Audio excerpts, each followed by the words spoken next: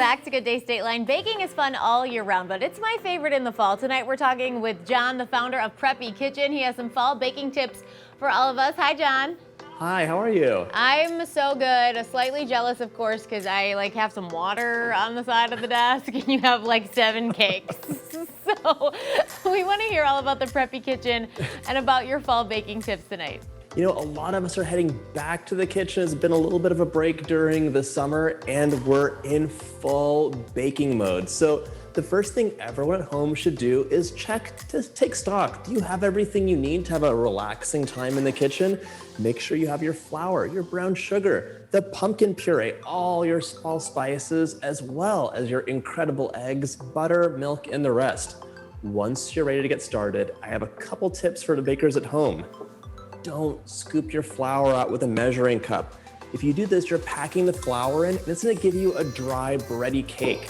Instead, sprinkle the flour in, level it off, or use a scale for best results. This will give you a melt in your mouth cake and you'll just be so happy. I love that. That's a really smart tip. I bake a lot with my nephews and I try to tell them which ingredients are science ingredients and which ingredients are fun ingredients, so that when we get from like flour versus chocolate chips, because we need to be precise when it's science. So that's an awesome tip. Oh, I love that.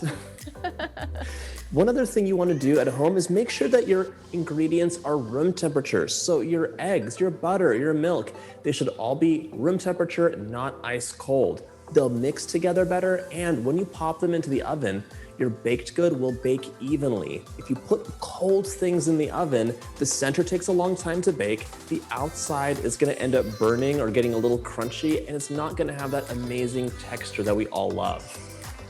It seems like all of that is kind of just be prepared, right? Of course, it's fun to just randomly decide you want to bake a cake, but kind of thinking about it in advance might be the way to go.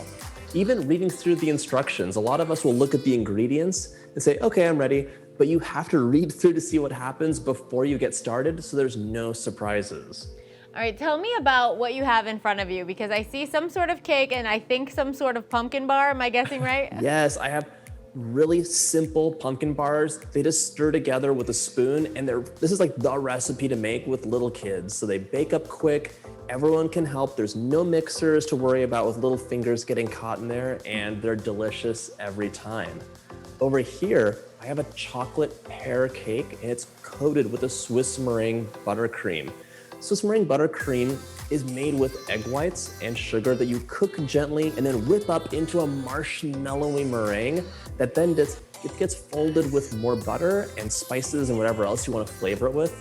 This one is flavored with pear caramel, and it is dreamy. It just dissolves on your tongue in a cloud of deliciousness. How did you come up with pear caramel?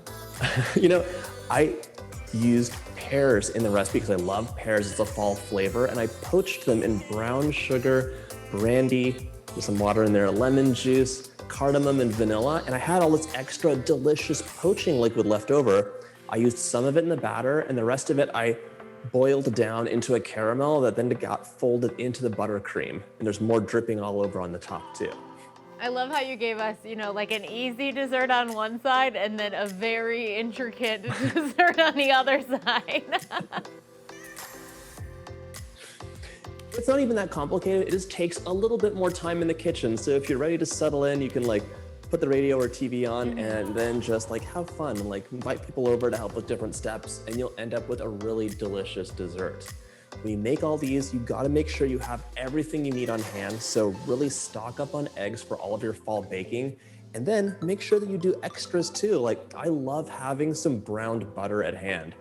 It's this butter that you cook until it takes on some color and it's caramelized. So it has a depth of flavor that makes everything more delicious, from breakfast to dinner to dessert. So you can add this for a little secret hit of flavor for all your fall baking.